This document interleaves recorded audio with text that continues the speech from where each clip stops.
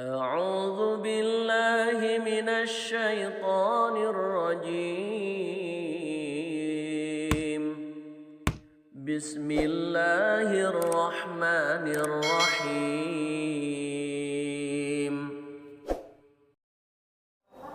السلام عليكم ورحمة الله وبركاته.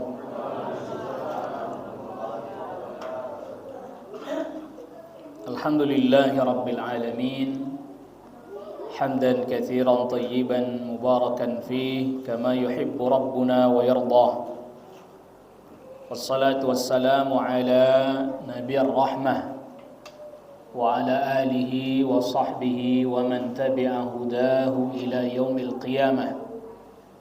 قال الله تعالى في كتابه الكريم: يا أيها الذين آمنوا اتقوا الله حق تقاته ولا تموتن إلا وأنتم مسلمون. يا أيها الناس اتقوا ربكم الذي خلقكم من نفس واحدة وخلق منها زوجها وبث منهما رجالا كثيرا ونساء، واتقوا الله الذي تساءلون به والأرحام إن الله كان عليكم رقيبا. يا أيها الذين آمنوا اتقوا الله وقولوا قولا سديدا يصلح لكم أعمالكم ويغفر لكم ذنوبكم، ومن يطع الله ورسوله فقد فاز فوزا عظيما. أما بعد، Ma'asyiral hadirin hadirat jamaah yang semoga kita semua selalu dirahmati oleh Allah Subhanahu wa taala.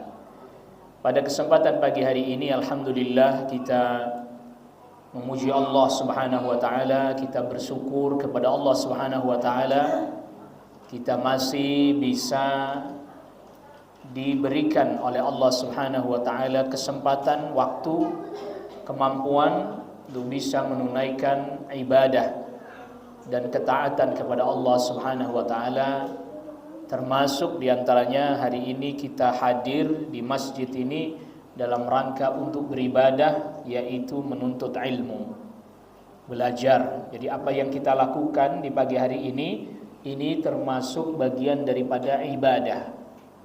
Maka kita niatkan apa yang kita lakukan di kesempatan pagi hari ini dalam rangka untuk mendekatkan diri kita kepada Allah Subhanahu wa taala. Sebagaimana kita salat, sebagaimana kita berpuasa, sebagaimana kita menunaikan ibadah yang lain. Bahkan para ulama katakan afdalul qurbat al-ilmu.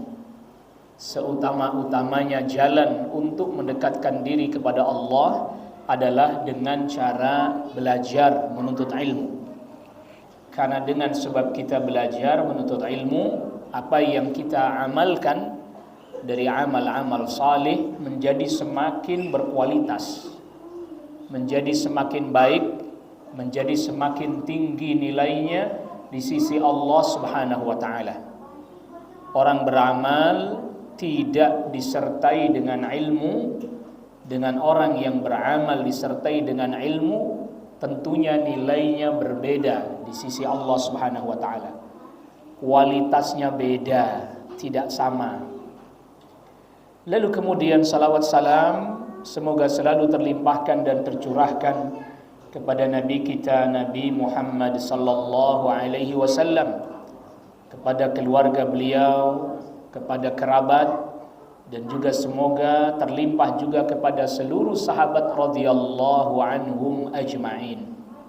Ma'asyiral hadirin dan hadirat yang dirahmati oleh Allah Subhanahu wa taala, pembahasan kita di kesempatan pagi hari ini yaitu pembahasan terkait dengan dahsyatnya sedekah. Ada beberapa poin penting yang akan kita bahas. Ini menjadi poin-poin yang akan kita bahas. Poin yang pertama, sedekah adalah termasuk ke dalam bagian daripada infak. Kan kita seringkali mendapati istilah zakat, infak, sedekah. Apa bedanya, apa persamaannya? Nah, ini kita perlu perjelas. Jadi jangan sampai nanti pulang dari sini masih bingung-bingung apa bedanya, apa samanya. Kita jelaskan infak dulu. Infak adalah ikhrajul mali thayyib fit ta'ati wal mubahat. Yang namanya infak itu mengeluarkan harta yang thayyib, harta yang halal, untuk perkara-perkara ketaatan dan juga untuk perkara-perkara yang mubah. Ya, perhatikan definisinya dulu agar kita mengerti dan faham. Infak adalah mengeluarkan harta yang halal. Ini syarat yang harus diketahui ini. Karena Allah Subhanahu wa taala tidak menerima kecuali dari yang apa? Yang halal. Mengeluarkan harta yang halal dalam rangka ketaatan kepada Allah Subhanahu wa taala atau untuk perkara-perkara yang mubah. Makan, minum, pakaian, beli kendaraan, tempat tinggal. Itu kan perkara-perkara yang mubah. Jadi infak adalah mengeluarkan harta yang halal dalam ketaatan atau dalam hal yang mubah. Mengeluarkan harta yang halal dalam ketaatan itu ada dua macam. Ada dua macam. Yang pertama, yang hukumnya wajib. Hukumnya apa? Wajib. Yaitu mengeluarkan harta yang halal untuk zakat. Itu wajib. Zakat. Termasuk juga yang wajib adalah mengeluarkan harta yang halal diberikan kepada istri, kepada anak. Kan wajib. Suami, ayah menafkahi siapa? Keluarga. Makanya dia disebut nafaqah. Nafaqah. Sebenarnya sama-sama dari kata-kata infak juga itu. Cuman dia punya nama khusus. Nafaqah. Nafkah, orang kita bilangnya begitu. Nafkah. Wajib itu. Zakat wajib, nafkah apa? Wajib. Jadi nafkah yang wajib, kadar yang wajib tadi, terkait tadi makanan dan seterusnya. Lalu kemudian yang kedua, yang ketaatan ini yang hukumnya mustahab, dianjurkan, disunnahkan. Nah, itu baru ada namanya sedekah. Apakah itu dalam bentuk hibah misalnya? Bentuknya macam-macam. Ada yang bentuknya hibah dan lain sebagainya. Yang itu dia tidak wajib melakukan hal tersebut, tetapi dia memiliki keutamaan yang banyak dan besar. Nah, ini nanti yang akan kita bahas keutamaan-keutamaannya. Jadi kita sudah tahu berarti sedekah itu mengeluarkan harta yang halal untuk ketaatan, tetapi yang tidak wajib. Kalau yang wajib harus, tidak bisa tidak. Atau untuk yang, nah baru yang kemudian yang mubah tadi, mubah itu dia tidak wajib, tidak dianjurkan, tapi Anda boleh. Ya tadi orang punya kendaraan, dia beli kendaraan, itu namanya menginfakkan harta juga untuk beli kendaraan, selama tidak berlebihan dan melampaui batas. Dia punya rumah lagi, beli lagi, tapi misalnya untuk dikontrakkan dan seterusnya, silahkan aja, boleh, mubah. Itu namanya infak. Di sini ada dua poin yang harus diperhatikan. Dari mana dia dapat, makanya disebut hartanya harus halal. Yang kedua, kemana dia dikeluarkan, kepada ketaatan dan yang mubah.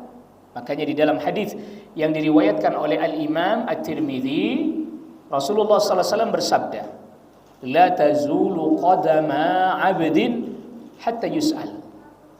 Kedua kaki seorang hamba nanti pada hari hisab, pada yaumul hisab, dua kaki kita nggak bakalan geser sampai kita ditanya nanti pada yaumul hisab. Di antara yang ditanya, wa an malihi, hartanya. Min aina kasabahu, dari mana dia dapat tuh harta. Harus dengan cara yang apa tadi? Yang halal. Wa fima anfaqah, kemana dia diinfakkan, kemana dia dikeluarkan, apakah dalam hal ketaatan atau dalam hal yang mubah. Maka apabila dia mendapatkan harta dengan cara yang haram, itu hakikatnya bagi orang itu tidak boleh dia infakkan kepada ketaatan, tidak boleh. Nggak bisa dong.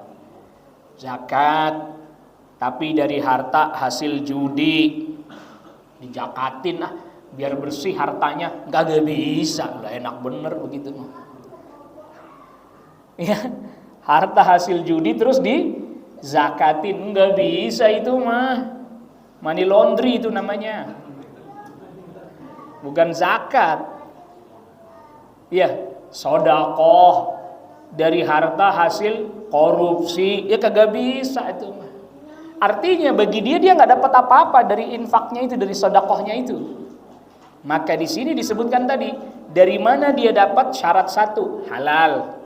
Kemana dia infakkan, hartanya halal, tapi dipakainya buat maksiat, kagak bisa juga ini, nggak boleh. Secara syar'i tidak boleh, secara pandangan syariat nggak boleh, gitu. Hartanya sih dapat halal, diinfakkannya kepada yang haram, dikeluarkannya untuk yang haram, nggak boleh.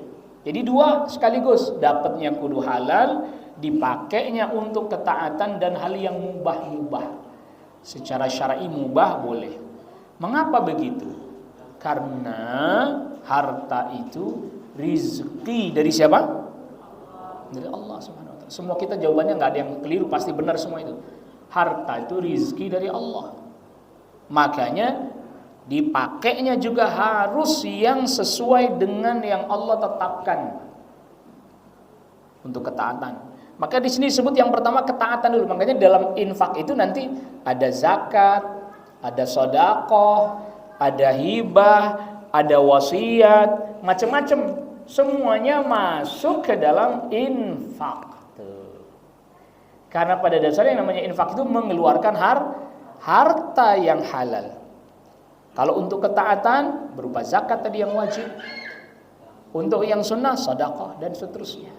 Untuk yang mubah, yang lain-lain mubah yang lain yang masih diperkenankan, diperbolehkan oleh syariat. Nah, kalau untuk keluarga tadi yang wajib nafkah namanya, disebut dengan nafkah, itu wajib. Yang wajib itu adalah sesuai dengan standar negeri masing-masing. Kan beda-beda, standar negerinya masing-masing beda-beda. Ya, terkait dengan nafkah. Maka di dalam syariat Islam tidak ada batasan berapa angkanya nafkah, itu nggak ada. Pertama, sesuai dengan kemampuan. Kedua, melihat kebiasaan satu negeri. Jadi kalau kayak negara kita misalnya, nafkah itu ya kira-kira makanan pokoknya, beras, nasi dan seterusnya, lauk pauknya ya 3 kali dah. Jadi standar itu 3 kali sehari, Pak. Dulu para sahabat hitungannya harian, enggak bulanan, enggak harian. Begitu hitungannya. Tapi ya boleh orang dirapel bulanan. Wajib tuh dikeluarin. Jangan sedekah sono kemari keluarganya kagak dinafkahin. Nah, ini repot, ini urusan nih. Ya. Dan itu termasuk di dalam bahasa hadis nanti disebut juga dengan sedekah. Orang kasih nafkah ke istrinya juga disebut apa? Sedekah. Memberi nafkah kepada anaknya juga disebut sedekah. Sama disebutnya sedekah juga. Disebutnya sedekah. Jadi sedekah memiliki makna yang luas sekali.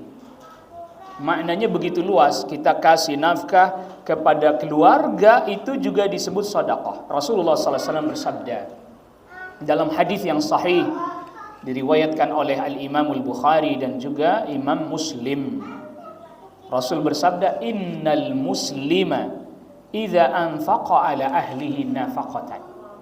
Seorang muslim apabila dia memberi nafkah kepada keluarganya, wa huwa yahtasibuha, dia berharap pahala kepada Allah Subhanahu wa taala dari apa yang dia berikan kepada keluarganya, kanat lahu sadaqatun, maka itu sedekah. Jadi pahala. Jadi jangan dikira kasih nafkah sama istri itu bukan pahala. Kasih nafkah kepada anak bukan pahala. Jadi balik dosa sebaliknya ketika kita tidak menunaikan kewajiban kita itu jadi dosa.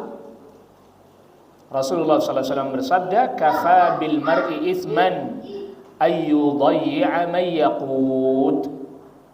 Hadis riwayat Imam Abu Dawud. Dosa bagi seseorang yang dia menyia-nyiakan orang-orang yang menjadi tanggungannya.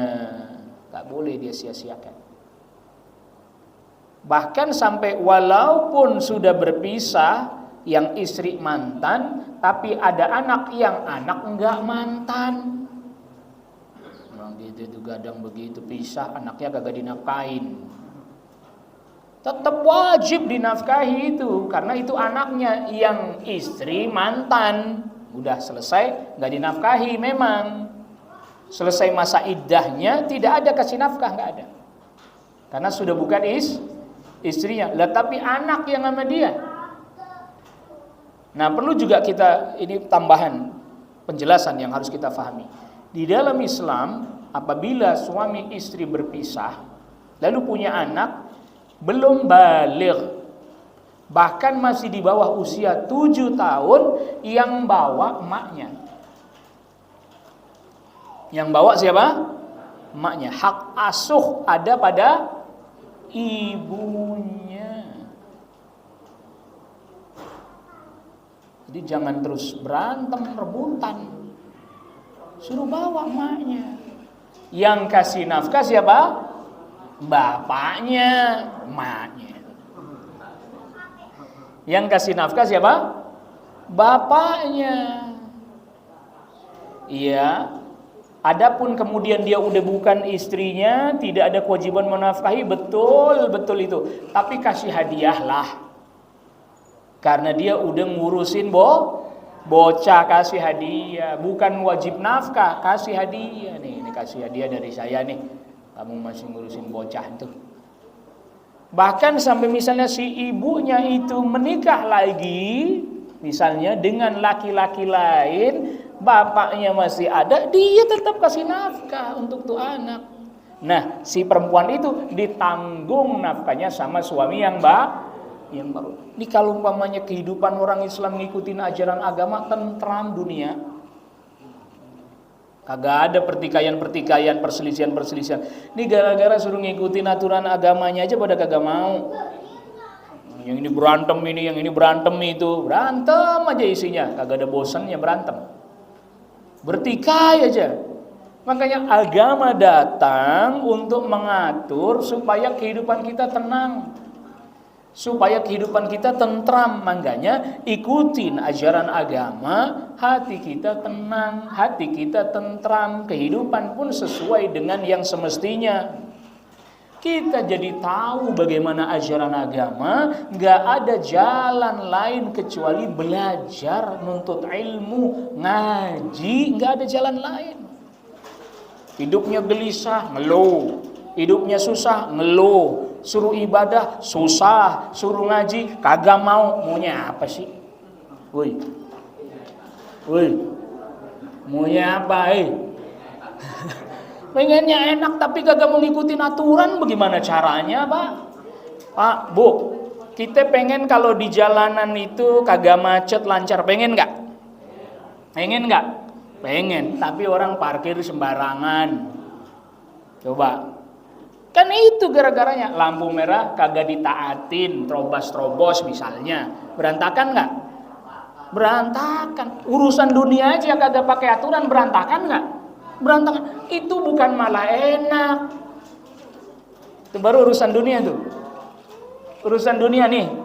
Orang kagak tertib, kagak ngikutin aturan, berantakan. Enak apa kagak? Enggak enak.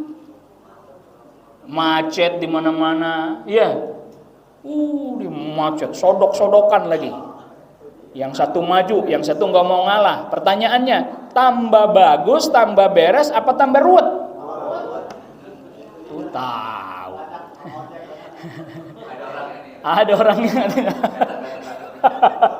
Ada datang orangnya, ada. Ruwet urusan tuh, baru urusan dunia udah ruwet bagaimana urusan agama. Ya Allah ya. Tuh, segitu kadang udah ada petugas pusing tuh. Apalagi urusan apa?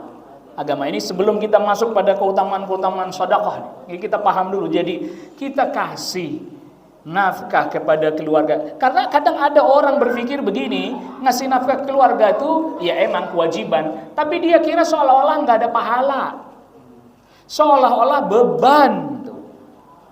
Ya, padahal di situ pahala, bahkan disitulah keutamaan paling utama. Sampai Rasul sabdakan begini, ini hadis sahih, diriwayatkan Al-Imam Al-Bukhari dan Imam Muslim. Nggak main-main, kalau udah kita sebutin hadisnya Bukhari, Muslim, udah nggak ada yang nanya sahih apa enggaknya, udah mestinya begitu. Kalau udah hadisnya diriwayatkan Imam Bukhari dan Muslim, udah nggak ada yang nanya lagi sahih apa enggak, udah pasti itu sahih.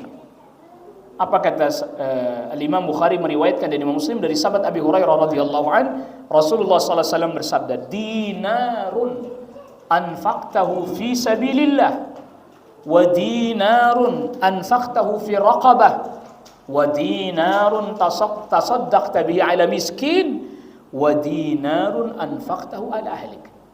1 dinar tuh koin emas dulu,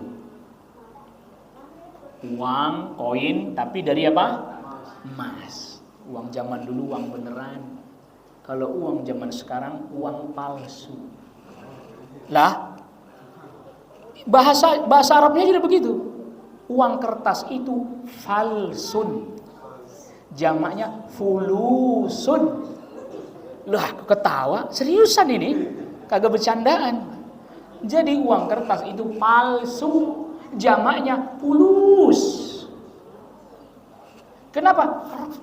Kertas. Gara-gara dia dicetak sama negara, ada stempelnya, ada angkanya, punya nilai. Tapi giliran satu negara itu anjlok ekonominya, nolnya mau berjejer kagak ada nilainya. Kayak di mana tuh negara Afrika, nolnya berjejer banyak tapi nggak punya nilai. Kenapa? Karena ekonomi di negara itu anjlok. Bahasa kerennya inflasi. Dia lah kagak usah bahasa Indonesia susah ya. Bahasanya aja ngucapinnya udah susah. Inflasi. Tapi Pak, kalau uang zaman dulu dinar, koinnya emas tuh. Material uangnya aja emas. Kalau ini material uangnya kertas. Dulu uang koin emas misalnya dipotek, dipecah jadi 2, masih bernilai enggak? Sekarang duit 100.000 Anda sobek, bread, bernilai enggak? Separoh beli. Ke warung beli pakai duit 100.000 separoh. Kan berarti sama aja 50.000, enggak bisa. Itu mengapa uang kertas disebut falsun, palsu. Bahasa kerennya falas. Bener nggak? Nah, coba lihat di Money Changer, falas. Padahal aslinya falsun, palsu. Biar tahu dah tuh. Berarti di kantong ada duit palsu semua tuh. 1 dinar diinfakkan fi sabilillah, di jalan Allah. 1 dinar diinfakkan untuk memerdekakan budak. 1 dinar diinfakkan kepada orang miskin. 1 dinar diinfakkan untuk keluarga. Apa kata Rasulullah SAW? A'dhamuha ajran alladhi anfaqtahu ala ahlik. Yang paling gede pahalanya adalah yang kau infakkan untuk siapa? Keluarga. Pulang-pulang dengerin tuh Pak. Mama nih pulang-pulang dengerin tuh tadi Ustadz bilang apa. Makanya banyak ngasihnya katanya. Pahalanya lebih gede katanya. Ini kita sedang membicarakan pertama priori. Nah, agar kita ngerti. Bukan berarti nanti kita nggak jelasin yang lain, tapi ini prioritas. Harus tahu yang wajib yang mana. Makanya jangan sampai kebalik tuh. Ada suami habis gajian temennya ditraktir. Ya, habis gajian temennya apa? Traktir, gajian traktir. Pulang, ini keluarganya nggak ditraktir. Bagaimana sih? Ya, keluarganya lebih berhak. Istrinya lebih berhak. Anaknya lebih berhak tuh. Ditraktir juga mereka. Makan ya. Kangkung mulu. Keluar. Iya, ya nggak mesti sebulan sekali lah ya, tapi setidaknya ditraktir keluarganya, temennya jadi traktir. Wow, makan, dia yang bayar habis gajian nih, alhamdulillah nih. Di rumah dikasihnya kangkung mulu.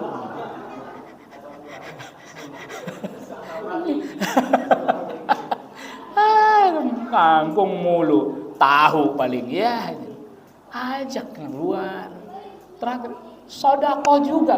Bahkan tadi kata Rasulullah SAW, yang paling besar pahalanya adalah ketika memberikan kepada keluarga.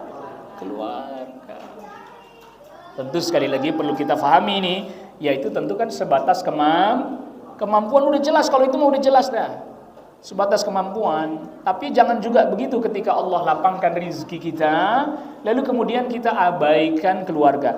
Mereka lebih berhak. Sesekali dah, ayo pada makan di luar ya, ayo pada makan. Kata istrinya lagi banyak duit nih, alhamdulillah nih, makanya doain ya gitu. Suami didoakan biar itu doain lah biar sering-sering ditraktir tuh. Nggak apa-apa keluarganya kan, betul. Ya istrinya, ya anaknya. Alhamdulillah. Jadi ini membicara tentang masalah prioritas. Yang paling prioritas pertama ya tadi untuk memberikan nafkah keluarganya. Makanya bahkan sampai zakat itu bukan di nomor 1, yaitu menafkahi dirinya dan keluarganya itu di nomor 1. Makanya zakat itu sebenarnya konsepnya harta lebih yang dia simpan, lalu kemudian sampai nisabnya, sampai haulnya. Perhatikan poin-poinnya. Adapun sedekah yang sunnah, bukan sedekah wajib. Jadi kalau yang menafkahi diri sendiri, menafkahi keluarga, harus itu, wajib itu. Dari harta yang halal, harus itu, wajib itu, nggak bisa enggak. Zakat, maka tadi, dia disimpan, lalu kemudian sampai nisabnya, sampai haulnya baru dikeluarkan. Kalau tidak, maka tidak. Nah, adapun sedekah yang sunnah, tidak dibatasi. Besarnya berapa? Kalau toh batas minimalnya berapa? Enggak ada.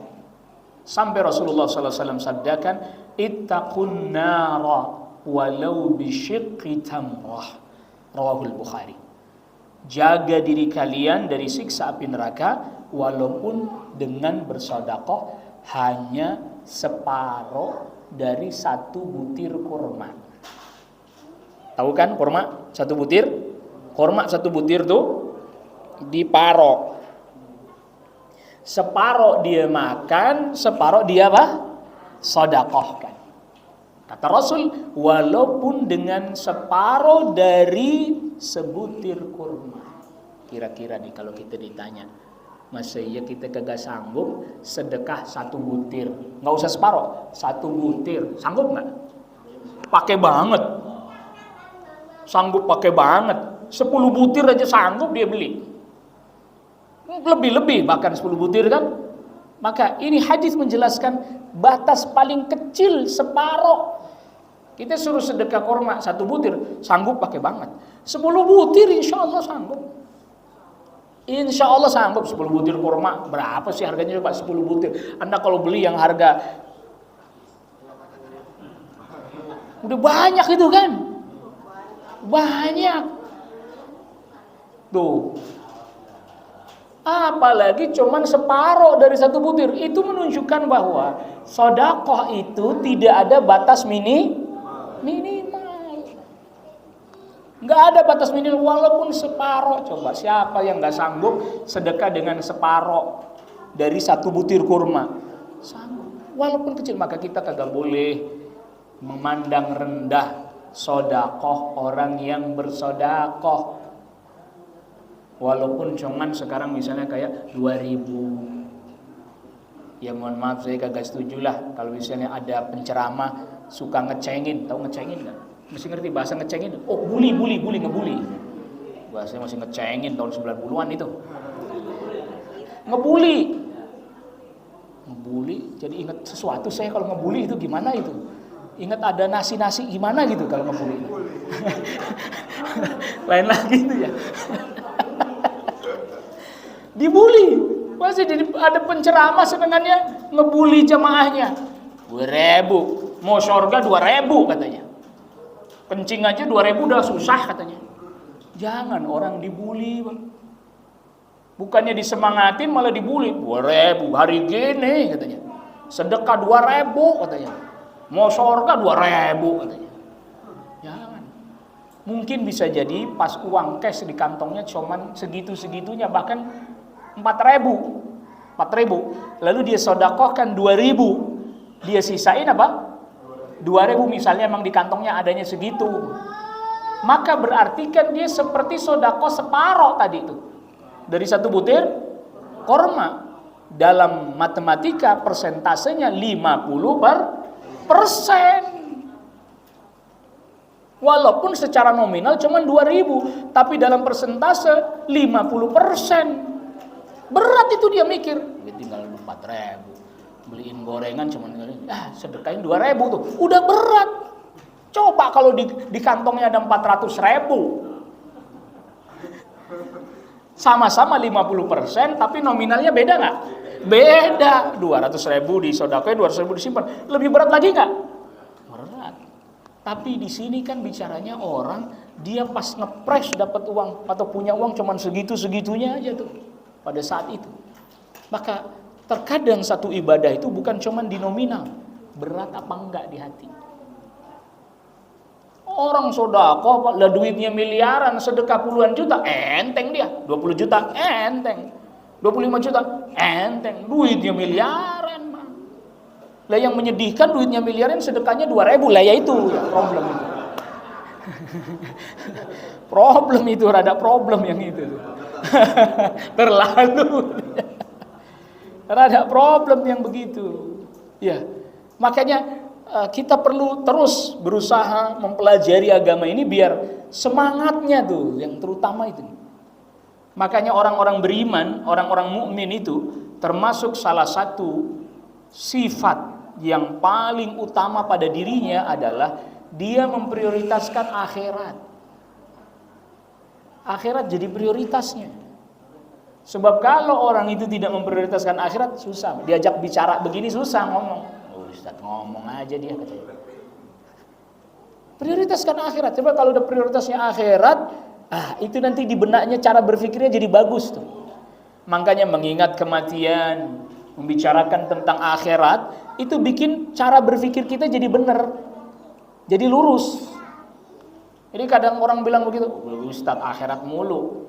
Kayak udah pernah ke sono gitu. Nah kalau saya udah ke sono nyampe surga ngapain ke sini lagi sih? Di sini panas begini, coba lihat tuh. Kadang cara aneh-aneh saya berpikirnya aneh. Ngomongin surga kayak udah pernah ke sono. Kalau saya ke sono ngapain balik ke sini lagi, Pak? Enakan di sono. Kagak mikirin nyari duit di sono mah. Aneh.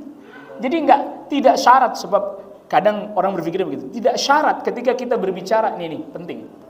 Bicara tentang perkara gaib tidak pakai pengalaman. Saya ulangin lagi nih. Bicara tentang perkara gaib bukan berdasarkan pengalaman. Bicara tentang hal gaib berdasarkan wahyu dari Allah dan Rasulnya, dari Al-Quran dan hadis Nabi sallallahu alaihi wasallam. Sebab kalau bicara hal gaib harus berdasarkan pengalaman. Lah siapa yang udah pengalaman, Pak? Di sini ada yang udah pengalaman mati. Mati bangun lagi gitu. Bukan timun doang yang suri ya. Tuh. Nggak ada. Emang siapa di sini yang pengalaman udah pernah ke neraka terus pulang lagi ke sini? Emang bisa? Udah masuk neraka terus kemudian balik lagi kemari. Jadi bicara hal gaib bukan bicara pengalaman, bicara keimanan tuh penting. Bicara hal gaib bicaranya iman. Anda iman nggak sama apa yang Allah sebutkan? Kita iman nggak sama yang disebutkan oleh Rasulullah SAW? Patokannya bukan pengalaman tapi iman. Misalnya contoh begini. Ini contoh misalnya Rasulullah SAW sabdakan, "Ma naqasat shadaqatun min mal." Sedekah itu tidak akan mengurangi harta kita. Kalau Anda bicaranya hitung-hitungan matematis, kurang. Bener nggak? Bagaimana bisa nggak kurang? Nih kita punya uang tadi, contohnya 4.000, disodakain 2.000, kurang nggak? Hah? Siapa yang bilang nggak kurang? Tunjuk tangan. Ini mesti tadi waktu sekolah sering bolos. Punya duit 4.000. Disodakahin 2.000, sisa berapa? Ini kan berarti rumusnya 4.000 dikurang, betul nggak? Rumus matematikanya begitu nggak? Ya betul. Berarti kurang nggak? Kurang dalam hitung-hitungan kita kurang. Lalu bagaimana hadis Nabi bilang kagak kurang? Mana qasat shadaqatun min mal. Harta nggak bakalan berkurang kalau dia apa? Sodakohin. Kok nggak ketemu nih? Itulah bedanya hitungannya kita dengan hitungan Allah Rabbul Alamin. Kenapa kita berpikirnya kurang? Karena kita mengira cuman segitu-gitunya. Tapi tidak dengan Allah Rabbul Alamin. Allah Rabbul Alamin menambahkan dari arah yang tidak dikira-kira, yang tidak disangka. Tuh, makanya nggak kurang. Kenapa? Karena Allah tambahkan rizkinya. Emang pada saat dia keluarin saat itu, zahirnya kurang. Zahirnya kurang.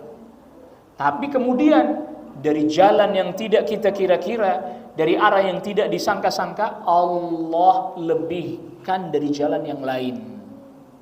Dan itu bukan rumusnya juga dilebihkan berarti uang aja, enggak. Ini orang seringkali salah paham. Tapi apa? Keberkahannya. Keberkahannya Allah tambahkan. Kayaknya sih secara nominal angka enggak bertambah, tapi berkah. Sama nih angkanya, tapi kok buat ini bisa, buat itu bisa. Cukup aja. Di situ yang di luar kemampuan manusia itu, makanya bicara tentang perkara gaib, bicaranya iman. Ada iman. Dan tentu bukan berarti terus kemudian akhirnya difahami di dunia. Seperti ketika dijanjikan dilipat gandakan oleh Allah sampai 700 kali lipat misalnya. Itu di akhirat. Di akhirat. Seperti misalnya ketika kita baca ayat di suratul Baqarah. Ayat 261. Matsalul ladzina yunfiquna amwalahum fi sabilillah kamatsali habbah ambatat sab'a sanabila fi kulli sumbulatin mi'atu habbah wallahu yudha'ifu liman yasha wallahu wasi'un alim. Perumpamaan orang yang menginfakkan hartanya di jalan Allah seperti satu benih tanam, tumbuh ada 7 tangkai-tangkai. Di setiap tangkai-tangkainya ada 100 benih lagi. Tuh. Udah 700, dikali lagi sampai berlipat ganda. Wallahu yudha'ifu liman yasha. Allah lipat gandakan sesuai kepada siapa yang Allah kehendaki. Wallahu wasi'un alim. Allah maha luas anugerahnya, Allah maha mengetahui tentang diri kita. Ini ayat bukan berarti ditafsirinnya bahwa wah kalau begitu ntar sedekah motor dapat mobil. Kan dilipat-lipat Pak Ustadz. Sedekahnya motor dapat apa?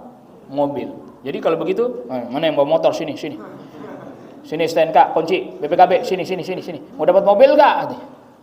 Lah bukan begitu pengertiannya. Itu bukan tauhid, itu mah orang dagang.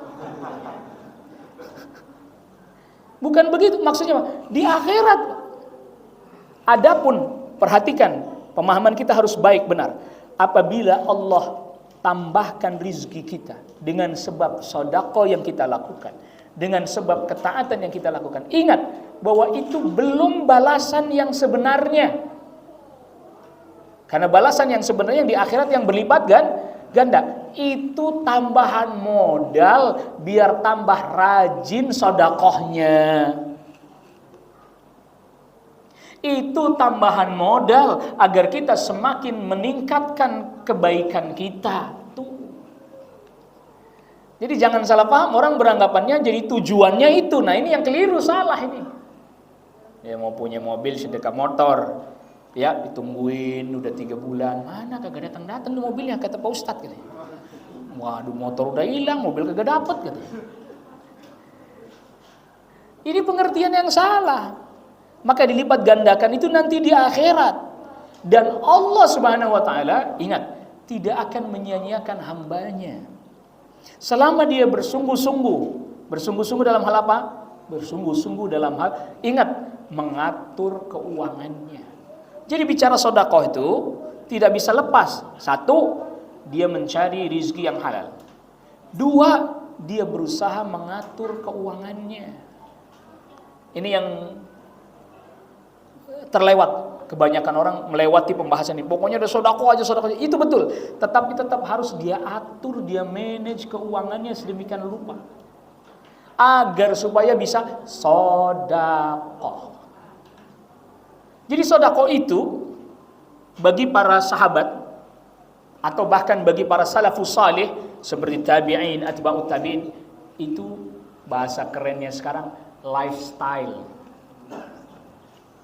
Gaya hidup.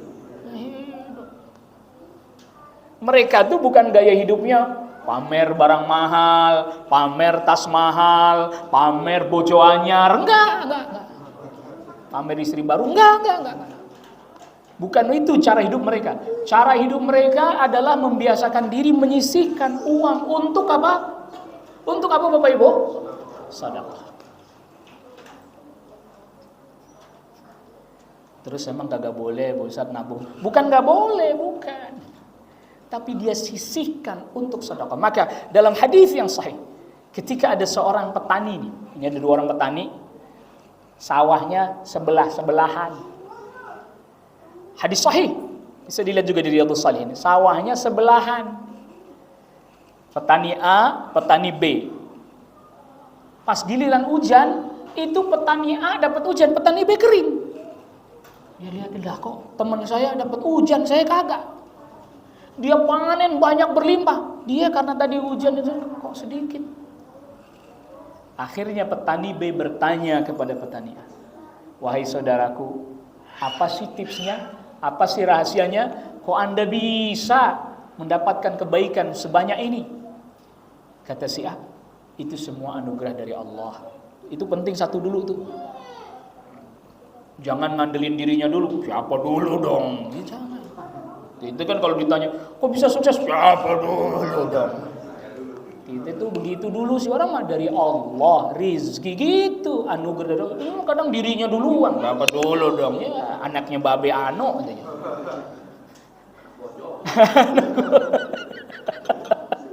Siapa dulu? Anak bojong gitu loh gitu.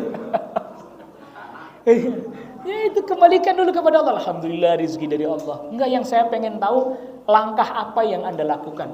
Enggak aneh-aneh, gampang aja. Kalau panen, saya bagi 3 dari hasil panen keseluruhannya. Oh begitu ya. 1/3 saya simpan untuk jadi bibit lagi. Bibit selanjutnya alias modal untuk jangan dimakan semua tuh modal. Jadi ini hadis menjelaskan tentang mengelola keuangan ternyata kalau kita betul-betul memahaminya. Yang kedua, bagian yang kedua kita ambil deh buat kebutuhan anak istri. Terus yang 1/3 lagi saya sedekahkan. Jadi sedekah menjadi aktivitas rutin. Terserah mampunya kapan bisanya. Mau sebulan sekali, mau seminggu sekali. Bikin program untuk diri sendiri. Kita punya program. Jadi sedekah bukan cuman ya semampunya, bukan, memang diprogram tuh. Orang dulu begitu. Ini hadis nyebutin. Ada programnya. Memang nggak wajib, memang. Tapi kalau udah diprogramin, kita tuh kadang suka begini sih, mau sedekah aja Pak Ustadz, kenapa? Kita aja kurang melulu. Sebenarnya, ini poin pentingnya. Sebenarnya kalau kita mau melakukan pendataan terhadap kebutuhan diri kita, mana yang primer, mana yang sekunder, itu kita bisa, yang sekunder ada, cuman nggak usah terlalu banyak lah, namanya cuman sekunder. Apalagi yang di bawahnya sekunder, cuman yang gaya-gayaan itu, ngikutin gaya-gayaan. Nah, udah ini pos ini dihilangin aja dah. Ya kayak sekunder tadi misalnya sesekali traktir keluar, kan nggak tiap hari toh. Iya, sehingga Anda akan selalu memiliki pos surplus sedekah walaupun kecil. Ini kita ajarin sampai manajemen keuangannya nih. Jarang-jarang nih jelasin sedekah sampai ke sini. Iya benar, Pak. Ini sampai urusan gaji sekian. Kita kan udah punya data dong mestinya. Ya, punya data. Bahasanya perusahaan cash flow. Lah rumah tangga juga harus tahu cash flow-nya. Karena nggak punya cash flow, akhirnya yang terjadi habis mulu sih ya. Habis buat apa? Nggak tahu, orang kita nggak punya manajemennya. Masa mesti di training juga urusan begitu? Harus tahu, ini kebutuhannya. Ada misalnya dana tak terduga lah disiapin. Tapi kan kadang bisa terjadi, bisa enggak kan gitu. Dana tak terduga lah, katakanlah begitu. Kan bisa terjadi, bisa enggak. Sehingga misalnya ketika bulan depan dana tak terduga itu tidak terpakai, sedekahin. Itu begitu di korporasi, perusahaan-perusahaan kayak begitu. Makanya mereka ada istilah, kalau mereka bukan dana sedekah namanya susah sih bahasanya, pakai bahasa orang sono sih. Corporate Social Responsibility. CSR. Usah bener ngucapinnya, makannya tahu jadi belibet gitu nih. Iya. Masa? Loh, orang Islam ini hadis ini menjelaskan begitu, berarti kita diajarin untuk begitu. Oh ini sekian. Gajinya sekian, ada surplus segini buat ini misalnya, buat dana cadangan misalnya, atau semisalnya. Nggak apa-apa, sedikit. Tapi ketika sudah diprogramkan, sedikit bulan ini keluar, bulan depan sedikit, Allah akan lapangkan rezeki dari jalur yang lain. Artinya pintu-pintu income, pintu-pintu pemasukan dibuka oleh Allah Rabbul Alamin dari jalan yang lain. Akhirnya, karena kita sudah program, nilai sedekah kita naik nggak? Naik. Seiring penghasilan kita naik, nilai sedekahnya naik, gaya hidup jangan dinaikin dulu. Ini gaji naik 1 juta, cicilan naik 4 juta. Lah gimana mau sedekah itu mah? Apa bener banget? Aduh, bener banget. Tuh. Gimana mau surplus terus lah minim, terus udah gitu isinya ngeluh doang, ibadah enggak, gimana coba? Jadi bicara tentang sedekah tidak bisa dilepaskan dari kita bagaimana mengatur. Cuman dikit, justru cuman dikit diatur, udah dikit kagak diatur. Udah dikit nggak diatur, lah kan puyeng. Kemana ya, kok habis aja, kemana tuh? Dikit padahal. Bagaimana dikasih miliaran itu? Nah, ini penting ini untuk kita pahami. Jadi seolah-olah orang sedekah itu dilepaskan. Nah, memang ada sebagian orang yang memiliki kemampuan, tapi ini kan bukan kemampuan rata-rata. Ini kemampuan ekstra, lebih. Bahwa dia tidak terencana, tetapi dia mampu menahan lapar untuk dirinya dan keluarganya. Itu lain yang itu. Khusus tuh, kisah itu khusus. Sebagaimana ada sahabat Rasulullah SAW, ketika Rasulullah SAW, siapa yang mau jamu tamu saya? Saya Rasul. Pulang tanya istrinya, ada makanan? Ada, tapi buat bocah. Udah bocah tidurin aja, tidurin. Itu makanan persediaan istilahnya betul-betul genting itu. Primer itu. tapi dia mampu mengalahkannya. Itu lain levelnya. Kita levelnya main di bawah dulu, jangan langsung naik ke atas. Mainnya level di bawah dulu, jangan naik ke atas. Itu uniknya, itu yang paling unik adalah istrinya nurut. Istrinya apa? Coba, istri zaman sekarang. Makanan buat bocah dikasihin tamu. Seminggu nggak berhenti ngomelnya.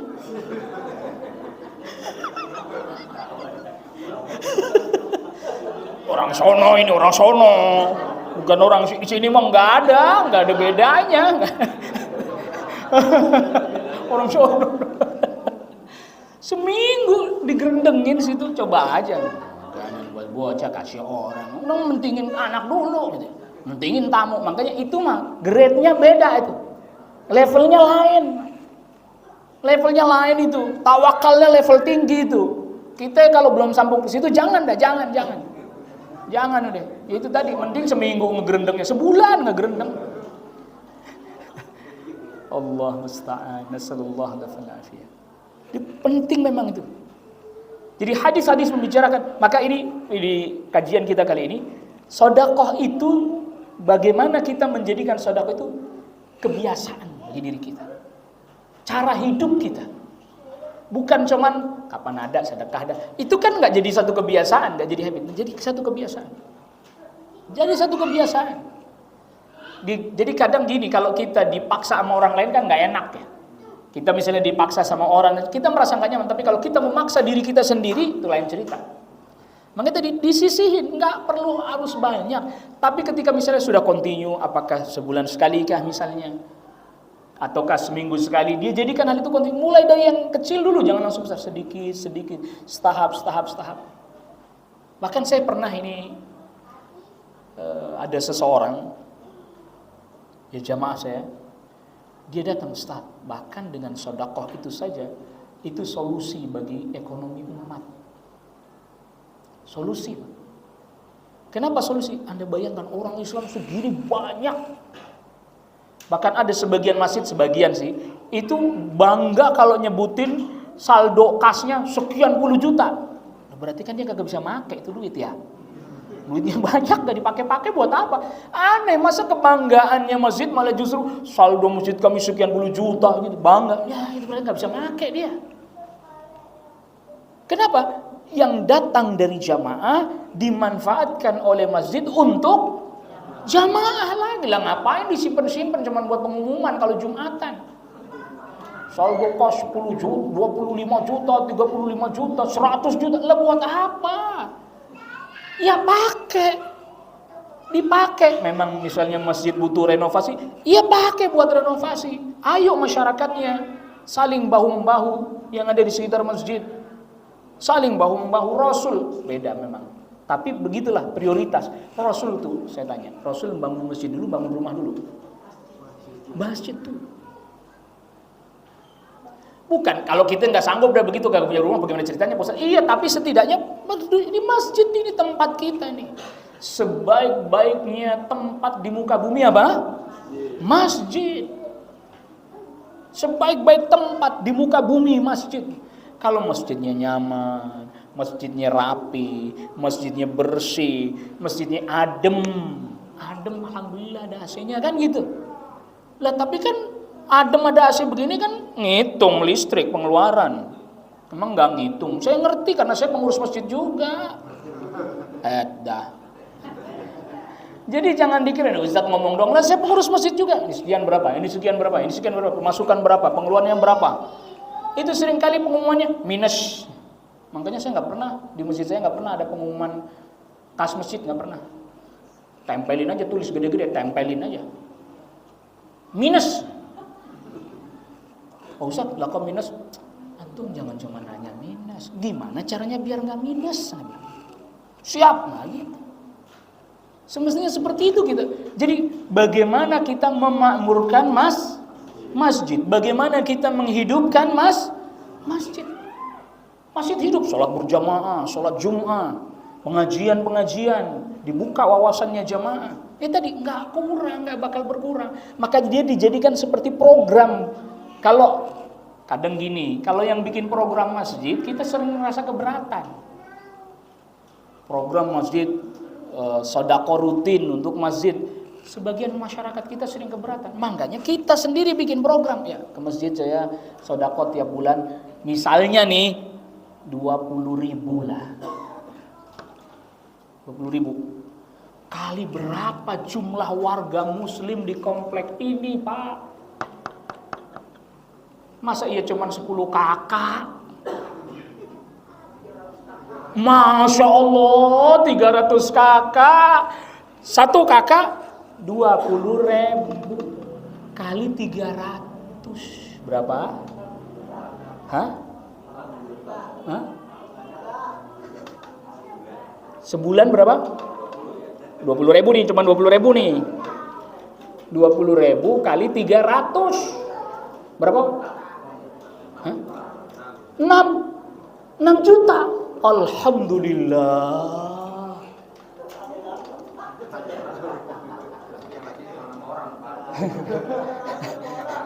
Alhamdulillah. Makanya ini speakernya dikeluarin biar denger. Speakernya dikeluarin biar denger. Alhamdulillah. 6 juta per bulan. Allah Akbar. Itu kalau 20. Masa iya sih 30.000 kagak sanggup, ya enggak kan gitu. Sebulan loh, sebulan 40.000 lah, 40.000 seminggunya 10, seminggu sebulan 40.000 berarti 8 juta.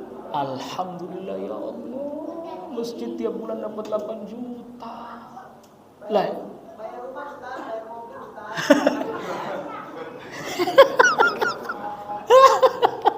Ini nih, ini apa? Udah nyerah duluan ini. Ini namanya udah nyerah duluan nih, sebelum ini udah nyerah duluan bayar. Masya ya, 10.000 seminggu. Allahu Akbar, 10.000 seminggu tuh. Mie ayamnya 12.000. Ya, memang tadi mau membuka kesadaran ya. Makanya kita kan daripada dipaksa orang kan berat, mendingan maksa diri sendiri gitu. Kadang begitu, masjidnya bikin program nggak jalan. Tapi kalau dia memang tadi sudah punya kepedulian ini, seminggu 10.000, Allah Akbar, 10.000 per kakak loh, bukan per orang ini, bukan per individu, per kakak. Allah Akbar. Kan nggak mungkin saya nanya-nanyain kas masjid ini, kan nggak mungkin lah, masa nanya-nanyain saya. Bayangin.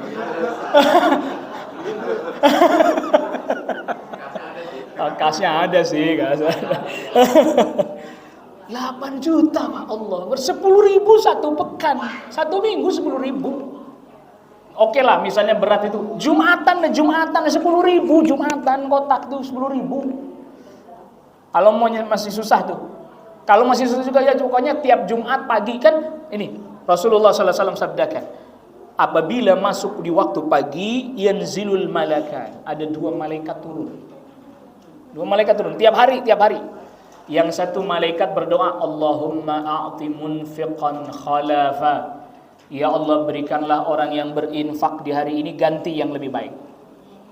Yang ngedoain bukan ustaz, yang ngedoain malaikat. Tuh, didoain malaikat kita.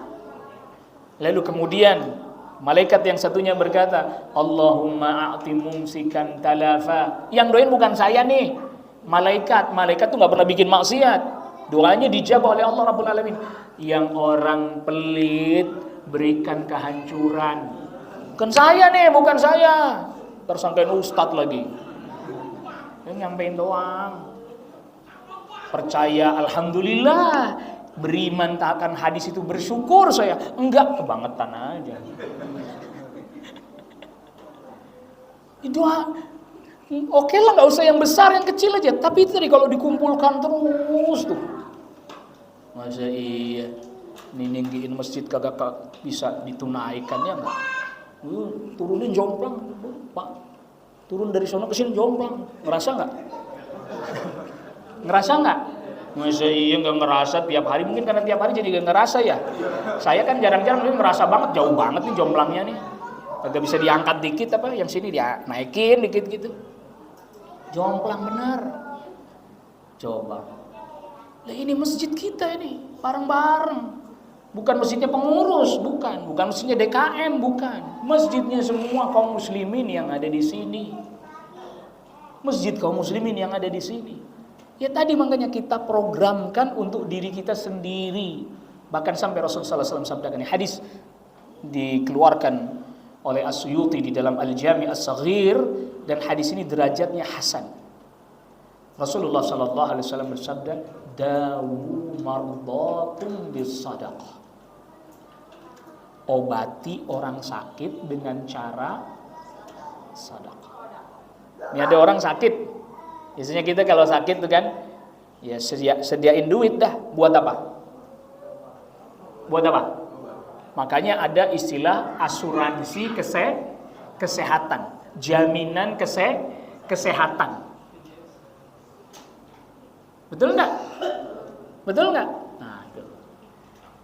Sekarang pertanyaannya, oke misalnya katakanlah kalau yang program pemerintah, program perusahaan, kita nggak bisa menghindar kan?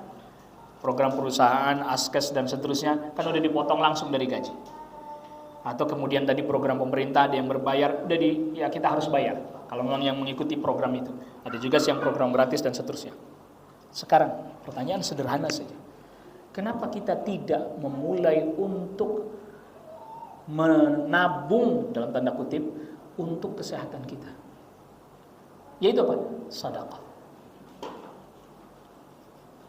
Rasul obatin. Jadi kita kalau misalnya spare uang sekian untuk berobat, kalau Allah berikan kepada kita kesehatan kan nggak kepake nih. Betul nggak? Kira-kira suruh sedekahin, sanggup nggak? Nggak sanggup. Padahal setiap kesehatan yang ada pada diri kita itu ada sedekahnya. Setiap kenikmatan yang ada pada diri kita itu ada apa? Sedekahnya. Pada diri kita ada 360 persendian. 360 persendian ada pada diri kita, persendian ini. Ini persendian nih, ini persendian nih, ini persendian nih, ini persendian lagi. Tuh, makanya bisa begini itu karena ada apa? Persendiannya. Coba kalau pas begini kagak balik lagi. Gini jadinya. Sakit enggak ini? Aduh, ya. Sedekahnya persendian itu salat duha 2 rakaat. Loh, jadi setiap nikmat yang Allah berikan pada kita ada apa? Sedekahnya, artinya kita bersyukur kepada Allah atas nikmat itu dalam bentuk sedekah. Dan sedekah memang tidak selalu berbentuk harta, tetapi apa salahnya sedikit disisihin untuk sedekah. Jadi bahasa kitanya itu sedekah itu termasuk asuransi kesehatan buat kita. Sedekah itu bahasa kitanya nih asuransi kesehatan buat siapa? Buat kita.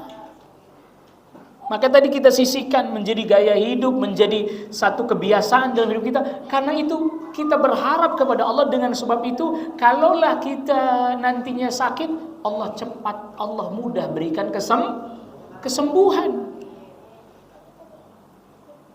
Kenapa? Karena dengan sebab disedekahkan manfaat buat orang banyak. Maslahat buat orang banyak. Lah kalau cuman buat bayar rumah sakit kan cuman buat kita doang. Ya kalau gajinya udah jelas buat gaji itu kan, tapi manfaatnya masih belum kelihatan maksimal. Tapi dengan disedekahkan. Tuh. Makanya di Saudi itu kalau orang lagi sakit itu justru dia berpikirnya sedekah. Bahkan dahulu ada seseorang yang datang kepada Al-Hasan Al-Basri, seorang tabi'in. Dia punya luka di bagian betis sini, di bawah lututnya sini, itu lukanya mengeluarkan nanah dan darah terus-menerus. Dia sudah berobat kemana-mana, dokter ahli bayar mahal semuanya, belum sembuh lukanya. Datang dia kepada Al-Hasan Al-Basri, seorang tabi'in rahimahullahu ta'ala. Wahai imam, bagaimana saran anda? Apa kata Al-Hasan Al-Basri? Begini, kamu cari deh wilayah daerah yang kekurangan air. lalu kamu gali sumur di sana, sehingga ketika mengeluarkan air, memancarkan air, membuat itu jadi maslahat buat orang sekampung. Semoga dengan begitu Allah hentikan darah dan nanah yang mengalir di lukamu tersebut. Akhirnya betul tuh orang kerjakan, cari, habis dicari terus kemudian dia sewa orang untuk gali sumur, dia biayai itu. Setelah airnya memancar, semua orang yang ada di kampung itu dia perbolehkan untuk mengambil dari air sumur itu tanpa sepeser pun dia meminta bayaran, gratis. Beberapa hari kemudian Allah sembuhkan lukanya. Allah sembuhkan lukanya. Tuh. Artinya apa? Ada di sana sebagai garansi kesehatan. Bahasa kitanya, bahasa mudahnya ini mah, garansi kesehatan kita justru dengan bersedekah. Segitu pahalanya hilang enggak? Enggak. Anda diberi kesembuhan, pahalanya tetap disimpan oleh Allah Rabbul Alamin, bahkan Allah lipat gandakan lagi. Nanti di akhirat kesembuhan diberikan, pahalanya enggak apa? Enggak hilang, pahalanya enggak habis, pahalanya enggak hilang. Allah.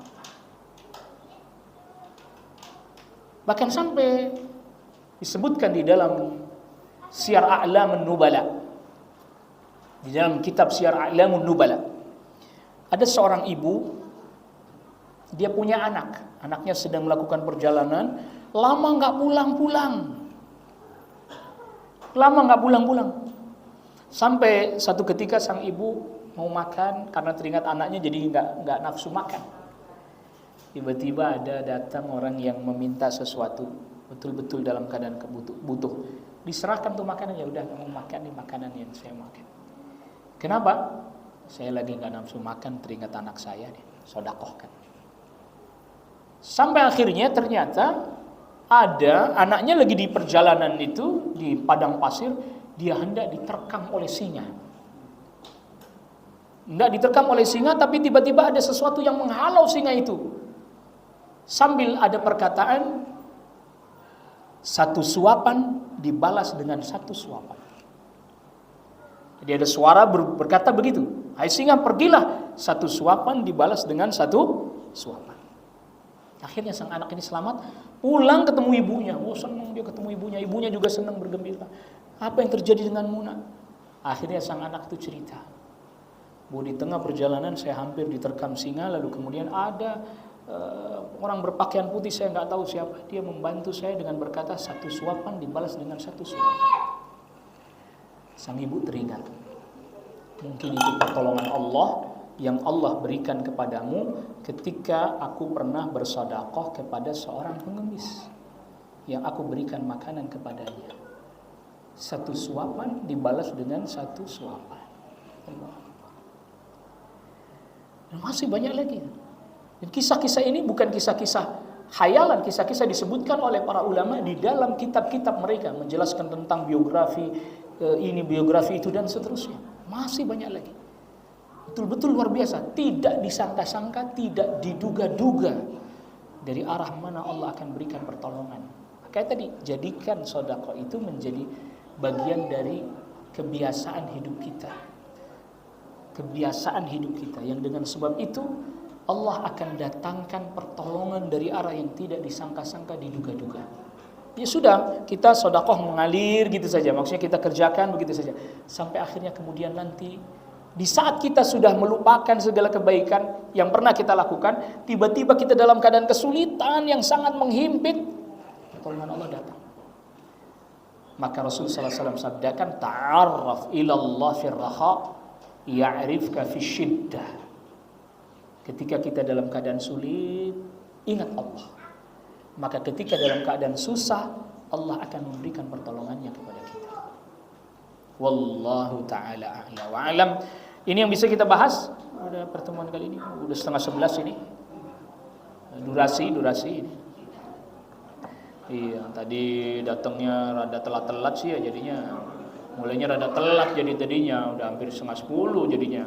Di undangan jam 9. Saya sudah kasih tahu panitia, biasanya kalau undangan jam 9 datangnya 9:30. Maksudnya melarnya banyak banget ini. Kalau undangannya jam 8:30, baru tuh datangnya jam 9 jadinya.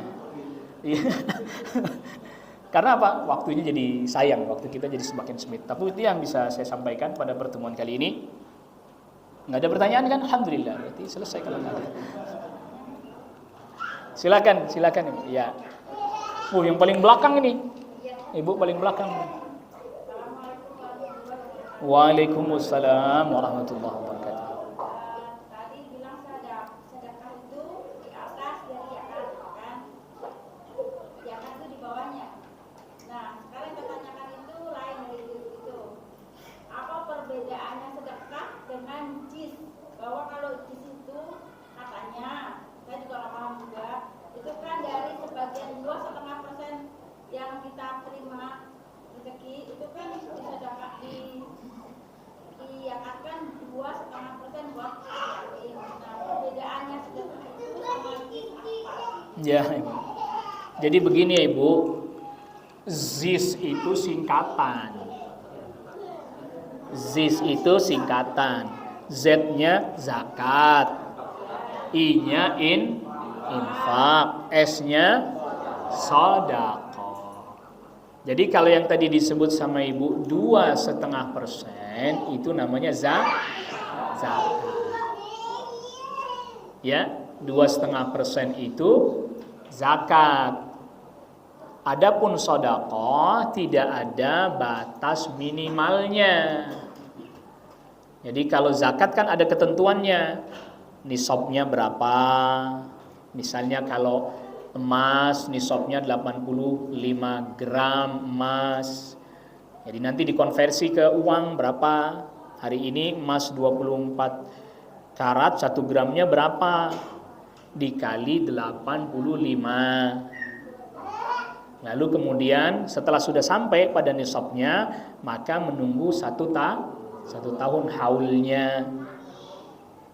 Kok sudah 1 tahun baru dikeluarkan zakatnya 2,5%. Atau rumus yang mudah lagi, rumus yang lebih mudah dari 2,5%, 1/40. Jadi dari harta yang kita miliki yang sudah sampai nisab itu, misalnya 100 juta, dia sudah nisab, lalu haul tahun depannya masih ada itu uang, tidak berkurang, dipakai karena kebutuhan tadi tidak. Jadi sudah ada, dia tetap pada angka 100 juta, maka yang dikeluarkan zakatnya 1/40. 100 juta dibagi 40. Berapa?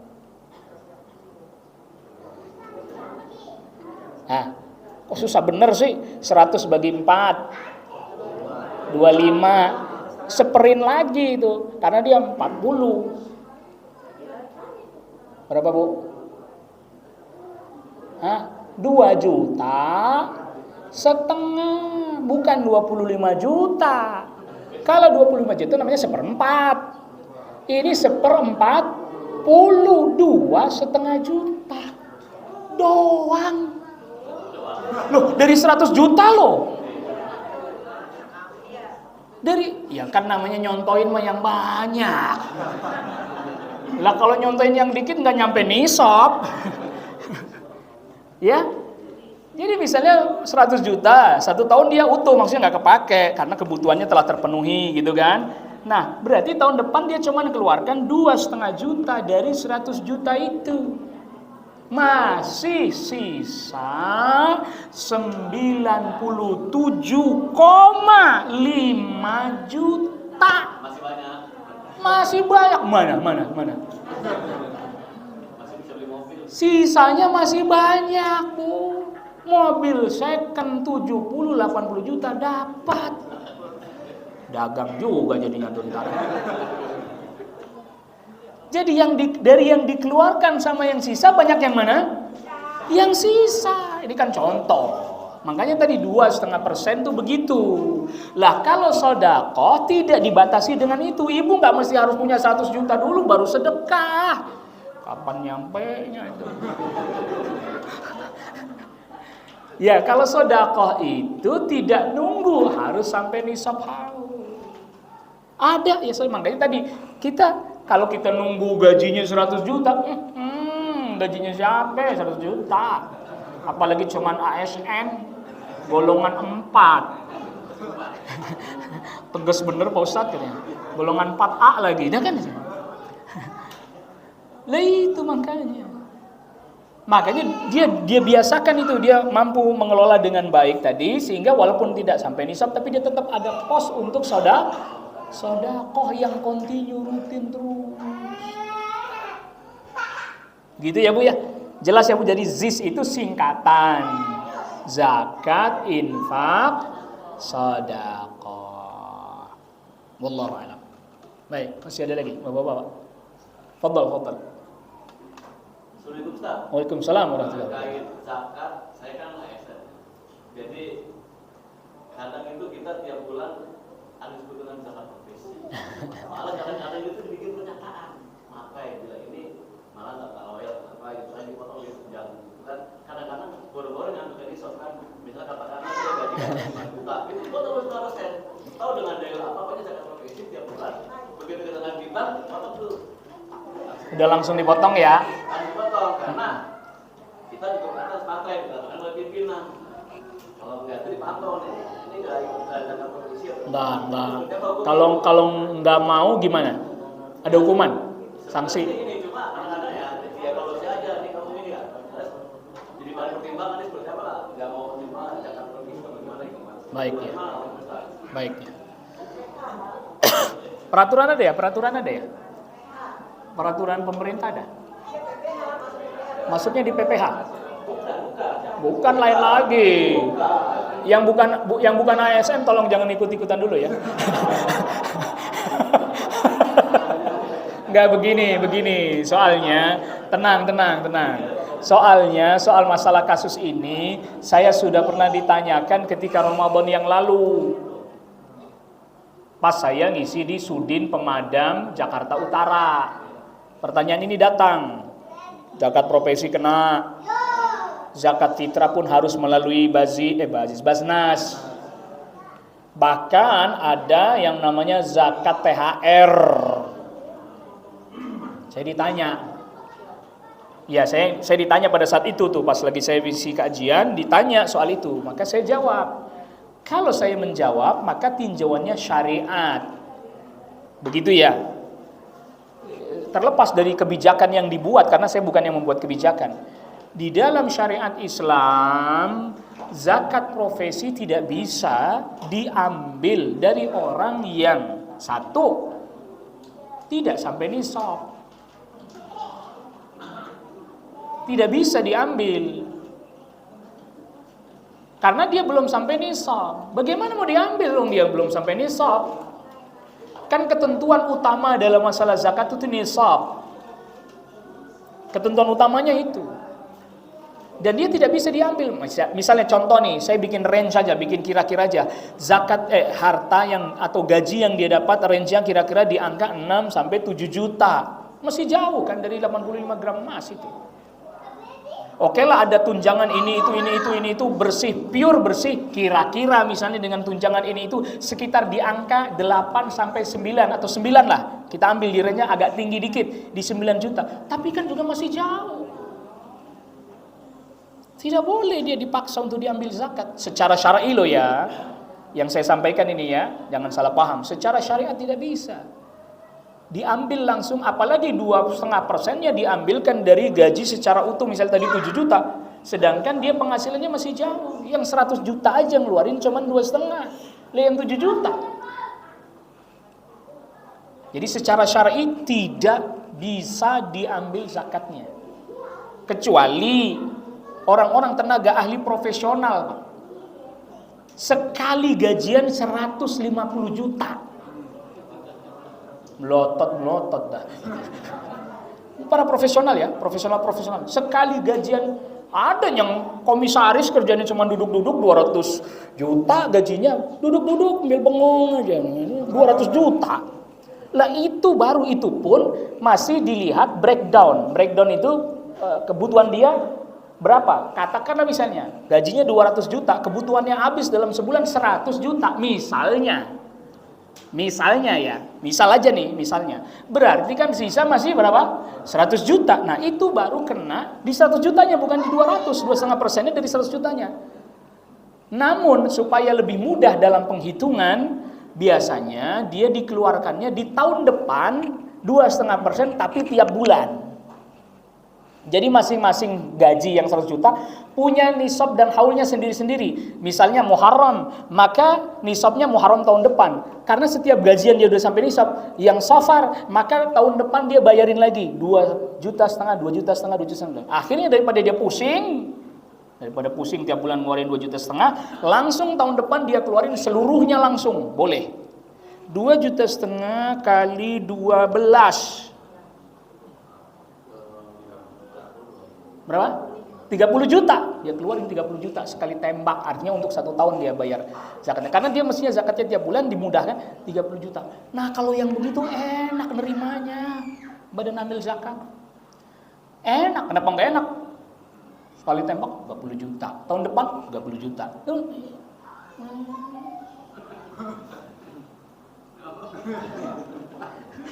Nggak tega semua. Gaji 5 juta, 7 juta, 2,5%. Aduh, berapa kenanya? Tapi memang itu hitung kuantitas ya. Pertimbangannya menghitung kuantitas. Itu kuantitas maksudnya jumlah karyawan yang dipotong kuantitasnya. Memang jadi besar. Cuman kan mereka bukan orang-orang yang wajib apa? Zakat. Nggak boleh. Belum wajib zakat udah ditarik. Oh, yang miliaran yang ya potong itu zakat. Makanya itu ya masih terus perbincangan. Karena Baznas hanya badan ya. Hanya badan. Baznas itu hanya badan. Sedangkan pajak itu dirjen di bawah kementerian langsung. Jadi secara level belum sama. Makanya bagus-bagus ada dirjen zakat di Kementerian Keuangan, ada dirjen pajak, ada dirjen zakat. Baru nih selevel bisa nego. Yang udah bayar zakat kurangin pajaknya. Baru ini bisa nego. Kalau baru badan Pak lawan dirjen jomplang. Saya sudah lama sampaikan tuh konsep. Mestinya di Kementerian Keuangan ada dirjen pajak, ada dirjen zakat. Dirjen zakat tuh dirjen. Dan itu menyerap tenaga kerja banyak. Oh, saya bisa paparin itu. Saya bisa paparin kalau diundang sama Kementerian Keuangan. Kalau diundang itu juga. Lah kan kalau diundang, kalau nggak diundang gimana ceritanya? Saya bisa paparkan. Bahkan itu ya namanya dirjen tuh di bawahnya nanti banyak. Dan zakat itu sampai tenaga auditnya harus ada. Tenaga audit untuk orang-orang kaya yang memang wajib zakat. Jadi datengin di audit. Termasuk nanti tenaga audit untuk mereka yang memang berhak menerima zakat. Bener nggak dia fakir? Bener nggak dia miskin? Diaudit. Dan tidak pakai antri kayak BLT, enggak. Teraudit. Misalnya nih RW sekian RT, warga miskinnya dengan rata-rata penghasilan sekian orang, namanya ano. Ketika memang zakat disalurkan, dia nggak perlu datang. Pengantar datang nganterin. Jadi nggak perlu antri, nggak perlu desek-desekan, nggak perlu memalsukan data, nggak perlu. Karena apa? Datanya udah diaudit semuanya. Terbuka lapangan pekerjaan, beban lagi. Nah, beban biaya operasional dirjen zakat sampai ke bawah dari dana zakat.